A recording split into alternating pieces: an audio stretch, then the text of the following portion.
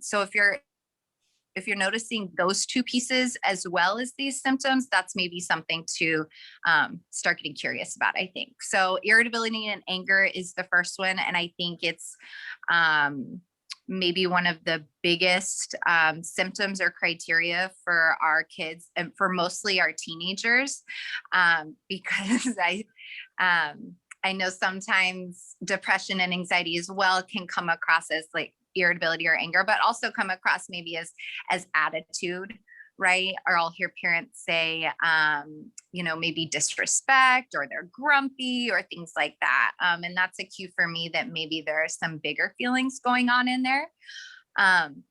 Continuous feelings of sadness, hopelessness, feeling down, feeling blue, things like that. Social withdrawal. If they're not hanging out with friends as much, if they're not talking to friends as much, if they're not getting on and gaming with friends as much, if they're just even not interested in their friends at all, that would be, a big piece to consider. Changes in appetite. So overeating or undereating are also things to pay attention to. Sleep.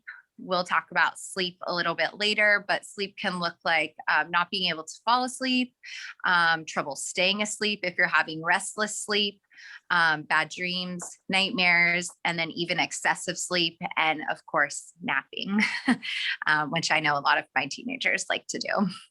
The vocal outbursts or crying, that kind of goes along with the irritability or anger, but just big emotions coming out. Difficulty concentrating, difficulty focusing, that could be on schoolwork, that could even be on pleasurable activities that are just taking too much mental effort. And so they're withdrawing there as well.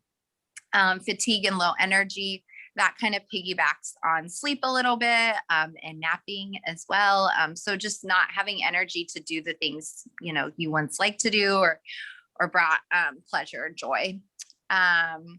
Reduced ability to function during events and participate, and then feelings of worthlessness or guilt, which are some really big feelings, I think, to pay attention to, especially if kids are talking about those ones, because those are ones that kids don't always, I think, gravitate towards immediately. Any questions, Lauren? I don't know if you want to do questions at the very end or in between. We can do it in between. Yeah.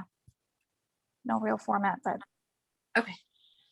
Let's see. So the next piece is anxiety. So a lot of times, when we hear anxiety, I think we all just think worry and excessive worry. And that's definitely a piece for that. And it's something to listen for in our kids. But there are a lot of other pieces too, that go along with anxiety. Again, similar to depression, you want to be seeing these symptoms for a minimum of 2 weeks. And they must cause significant distress in at least one setting. So pay attention to those pieces.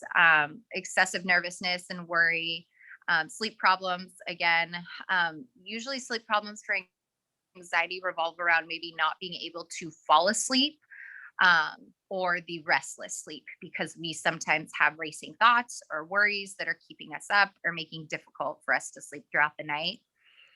Muscle tension is another one I hear in kids. I'll hear stomach aches, like shoulder aches or neck aches, things like that. Again, the poor concentration or inability to focus. And that's often because, like I said earlier, we have these racing thoughts or worries. Maybe we're always hyper aroused. And so we're probably also just exhausted, especially if we're not getting, enough sleep or having sleep issues. So that just compounds the poor concentration and inability to focus. Increased heart rate. It's obviously one we can't necessarily identify, but it's one to check in with students and kids about, just how are you feeling in your body right now? What do you notice your heart doing, or what do you notice your tummy doing or your muscles doing, right? Upset stomach. Headache also goes along with that. Headache is one I'll hear quite often in terms of anxiety for my teenagers. And then avoidance of the fear, or avoidance of, it doesn't necessarily have to be avoidance of fear, but just avoidance of the anxiety producing situation. Oftentimes in our middle school and teenagers, that is homework, because homework can be a big source of anxiety, especially if we let it pile up, especially if it's, a new format for homework, because maybe it's virtual learning and it's different. So if we're avoiding those things to the point where they are significantly impacting maybe our grades, maybe our relationships with our parents, because maybe it's causing conflict or issues because parents are kind of getting on us to get our homework done. Maybe we have really big emotions that come out when parents are asking us to engage kind of in this anxious trigger. So these are all pieces to look for. Anxiety has a range from a generalized anxiety, which in kids means that they just have to hit one of these 6 criteria to be diagnosed, and obviously have these symptoms for 2 weeks, and have them impacting different areas of their lives. Phobia, and then panic attacks and anxiety attacks, which is kind of its own piece.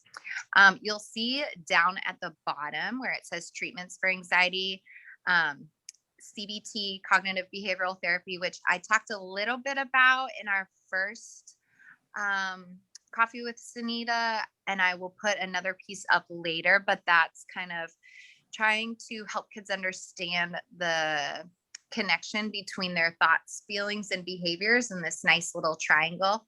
The importance of understanding that is because when we know how those things are connected and how they're all interconnected, we can start to understand how if we change one, it's going to affect the others. It might not change the others drastically, but it's going to impact them or affect them in some way. And that's helpful because it helps to reinforce the control maybe that we have over our thoughts and our feelings. Another piece below that is the relaxation skills. So those are things like coping skills and mindfulness. So those are kind of like our doing skills. So maybe those are not necessarily focused on reworking anxious thoughts, but more on the behaviors end of the triangle, which again is going to impact those feelings and those thoughts. The other piece that I kind of like to hit on is exposure therapy. So I think oftentimes when we notice our kids becoming anxious around a trigger or an environment, our first instinct is to just say, oh, it's okay. Like, you don't have to do that, or we'll adjust it, or we'll accommodate, which is great, right? We're caring. We don't want them to sit in big, uncomfortable emotions. However, these exposures are usually happening in places where there are support systems in place for them. Their maybe go-to or caring adults are right there, right? And they're these controlled environments where we can start to test the waters with uncomfortable feelings, because inevitably we're going to feel uncomfortable, big emotions in our life.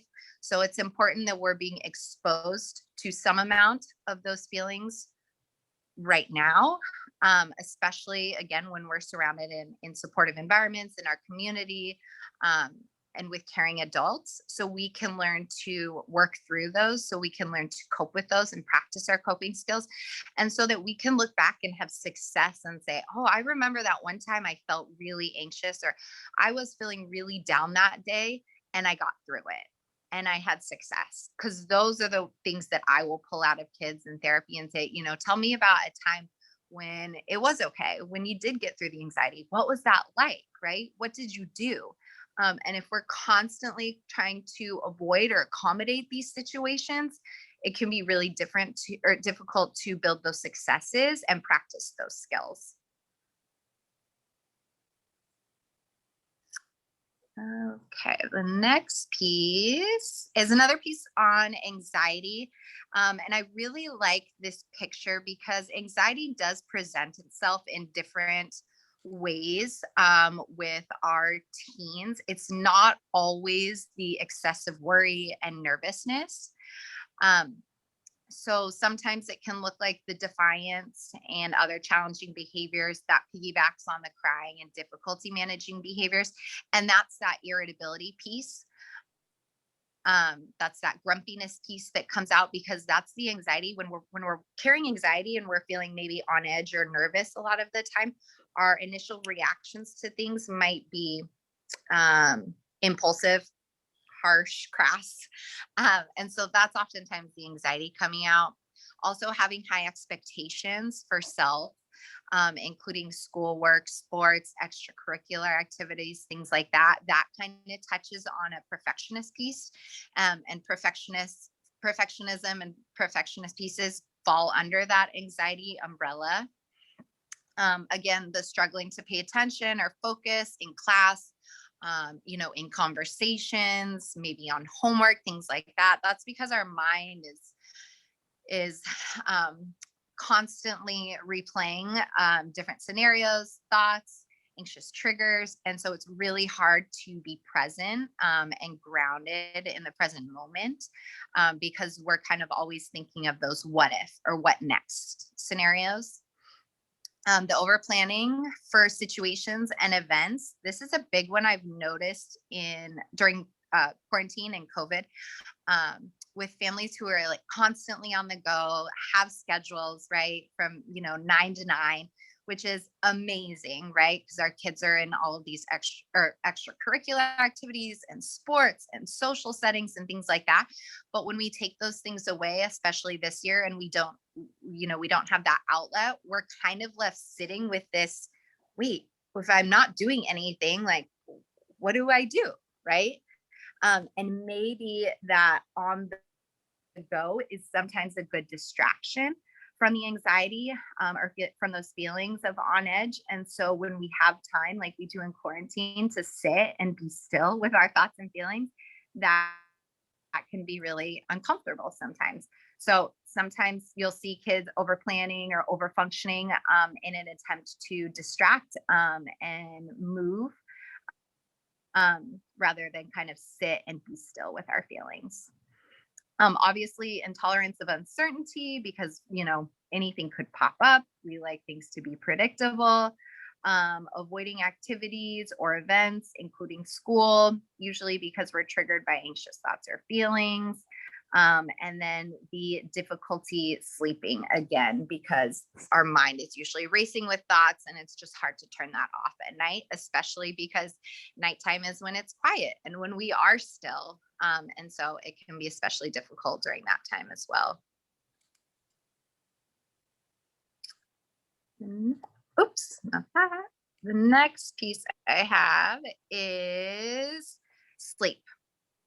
So sleep is obviously like the cornerstone of our health, sleep and healthy eating. And I always check in with students around those things, because if our sleep is off, everything is going to be off, or everything is going to have a higher likelihood of being off. So these are a couple really important pieces to consider in sleep hygiene. Setting a schedule, which I know can be difficult with our teenagers, especially when we have breaks and the weekends and we want to sleep in and things like that.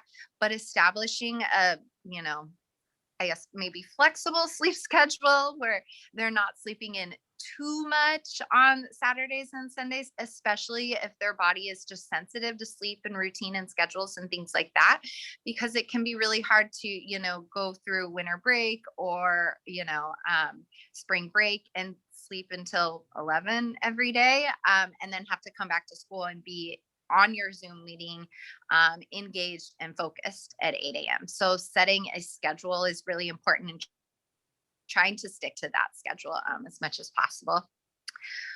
Don't force your sleep. So this is one that can be kind of tricky. I usually tell students, if you're in bed for 30 minutes or so and you're not falling asleep, then that's definitely something that we need to talk about. Encourage them to engage in relaxing activities. So drawing, reading a book, writing. I love writing before bed, especially if we're feeling anxious, and trying to avoid some of those coping skills that our kids will want to do before bed, which is, scroll through social media, look at YouTube videos, which I understand is relaxing to some extent. But at night, with the blue light that's coming off of our phones, it's not helpful, and it's not the best time to be using those coping skills. So trying to find other things that are relaxing outside of screens before bedtime. Avoiding substances before bed. I don't think we have to worry about this too much with most of our high schoolers, but avoiding any kind of like caffeine before bed or energy drinks or sugary drinks, things like that is really helpful. Avoiding napping during the day.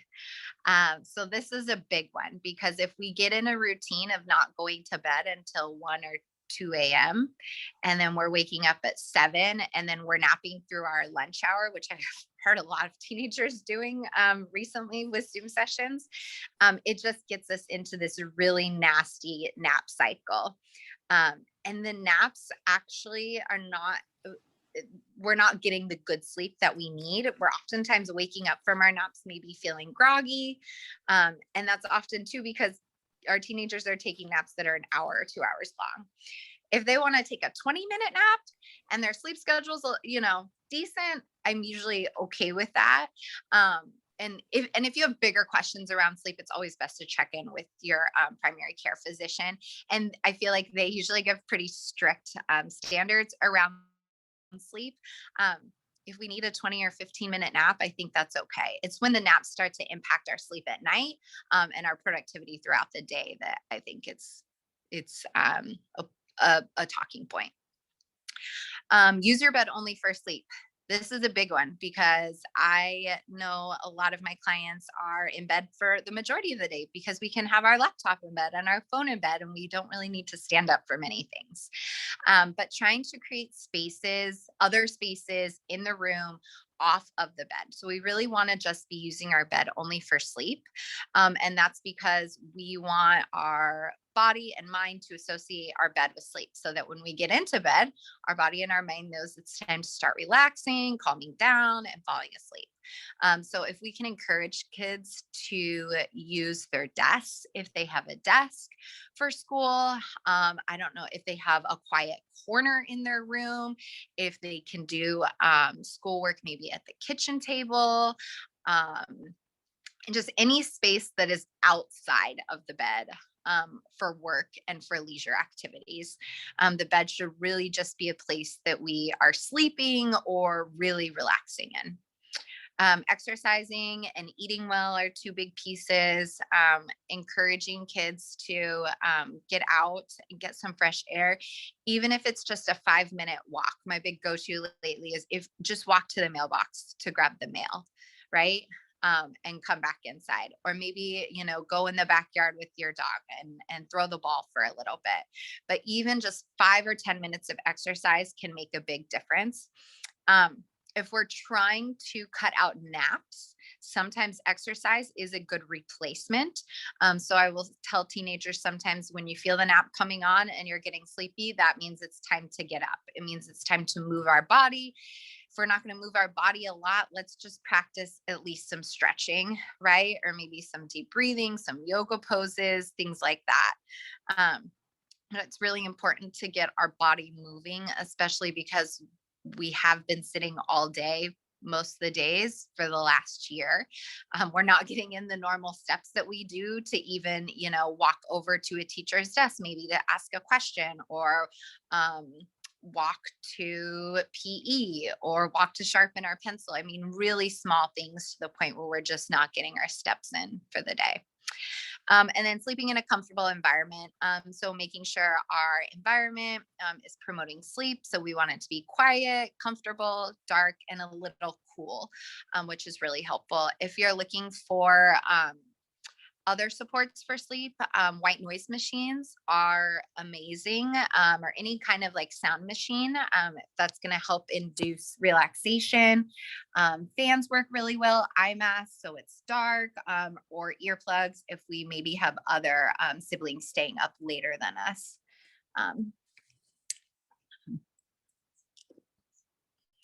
So the next piece is, these are just some well-being,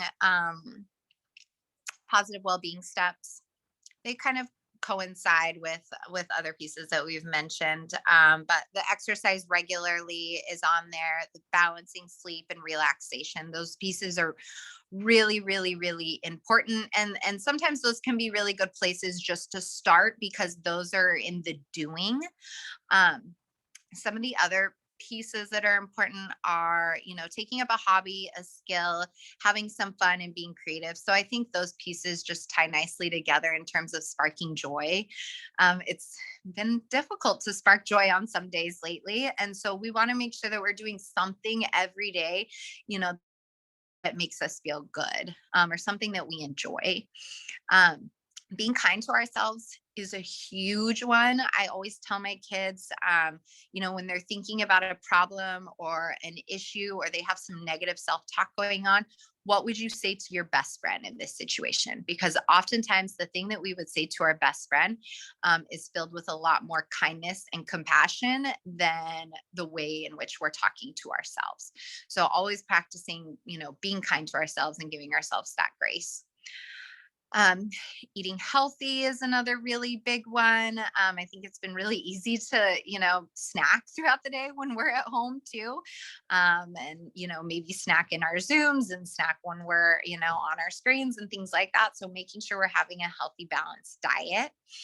Um, Seeing the bigger picture, that's a really big one. I think it's hard sometimes, for our kids to see the bigger picture, and knowing that, we will get back to school, things will get back to, a new normal.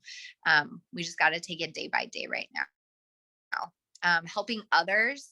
This is a big piece, and it kind of piggybacks with like gratitude, and being thankful. Helping others can be a little difficult right now because it's challenging, to be out in the community, and to do projects and charity and pieces like that. But helping others can be really, really small. And it can tie in with staying connected to others. So helping others can look like, sending a friend a nice text, right? Or calling, grandma to check in on her, or, small things that we can do throughout the day in order to help others, which in turn, boosts our self-esteem and makes us feel good about ourselves and connected, with others in our community.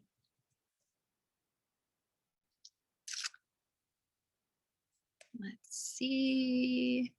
These I saw, and I love these because these are ways that we can check in with our students around their mental health, rather than asking, "How are you? How was school? What did you do at school today?" Because those questions can get kind of old. I mean, if I'm putting myself, in the shoes of students, and we can kind of get stuck, I think, in patterns of responses like good, fine, yes, did you have fun? Did you get your homework done? Simple things like that.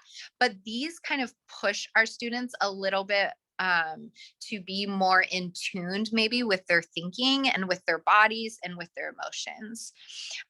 So a couple of these that I like are, what is on your mind at the moment? So like, what is taking up the most space, in your brain right now?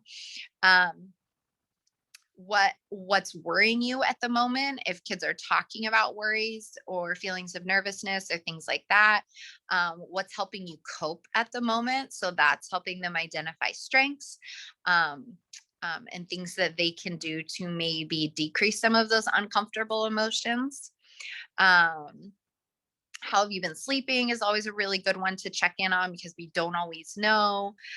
What are you looking forward to? So that's kind of like encouraging that bigger picture and giving us something to be excited about.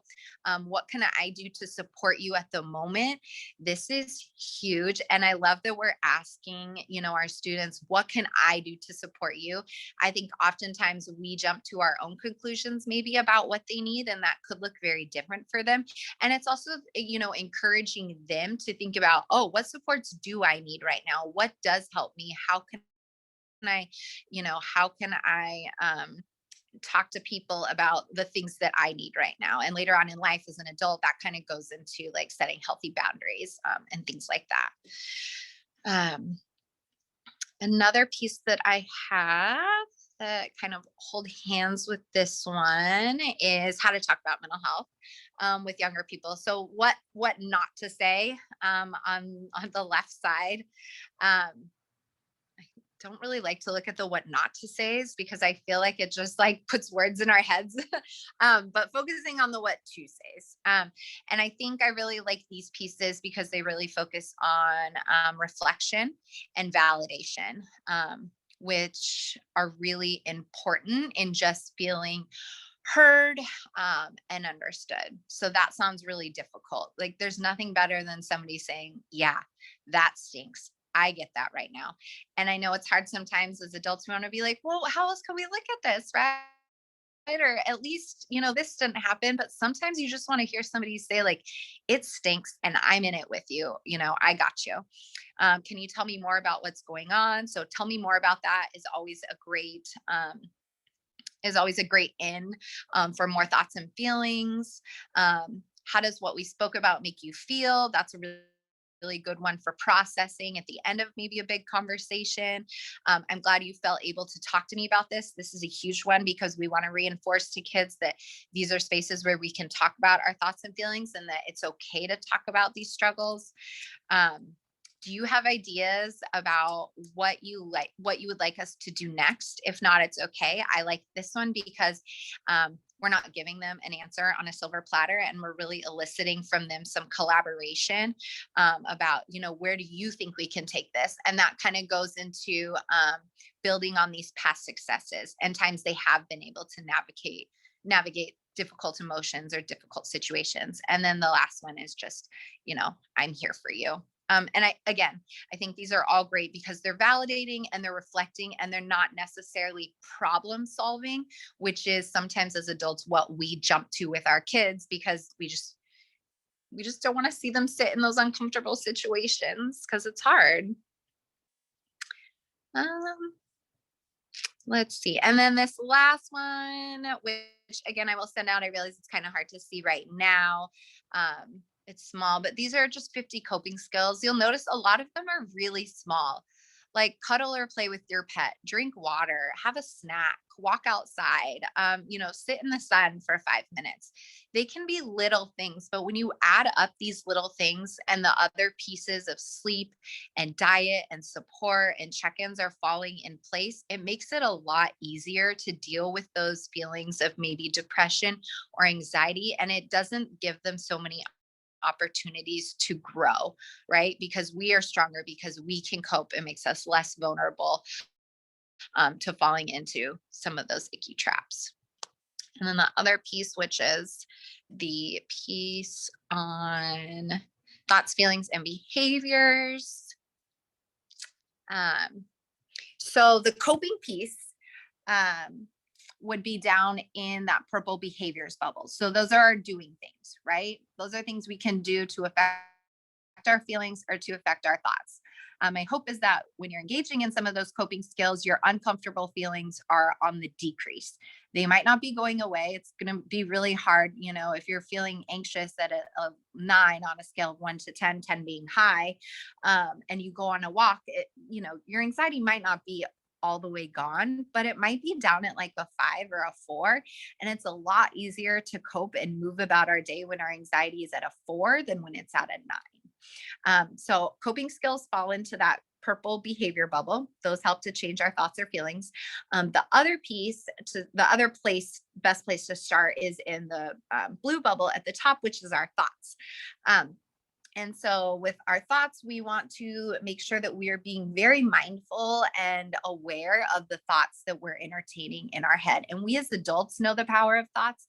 And it's often really hard for kids, I think, to understand that. So it's important that we're having these conversations now with them so that when they grow up, they know that they do have control and power over their thoughts. They know how to examine their thoughts, look at their thoughts, recognize unhelpful and negative thinking patterns. I don't always like to say negative because I don't think thoughts are necessarily negative or positive. They're just unhelpful or helpful. So it helps us to recognize those unhelpful thoughts, find evidence against the unhelpful thought and maybe evidence for a more helpful thought, and also examine evidence maybe that we're leaving out. So again, examining those thoughts, finding more helpful patterns of thinking is going to affect our feelings and our behaviors. That's all nice that they're tied together in that little triangle. Okay, so Lorena, I wanted to make sure that we had time for questions at the end, if any are